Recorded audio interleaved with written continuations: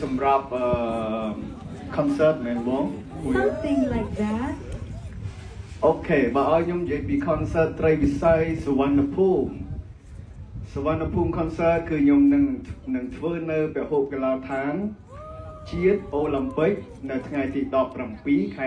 5ហើយវាគឺជា my first solo tour ដែលខ្ញុំនឹងធ្វើនៅ Start Olympic ហើយខ្ញុំក៏សង្ឃឹមថានឹងមានអធិជាច្រើនចូលរួមដូចគ្នាហើយអ្វីដែលពិសេសគឺ ticket price ខ្ញុំមកចង់បានលុយពីទាំងអស់គ្នាខ្ញុំសេវខ្ញុំដាក់កម្រិតទាបមែនតើដែលថាយើងអាចទៅជាមួយនឹងគ្នាបានយើង success ជាមួយនឹង event នេះជាអ្វីដែលខ្ញុំចង់ឃើញ day one fan របស់ខ្ញុំចូលរួមទាំងអស់មិនថាអ្នកអត់សូវមានលុ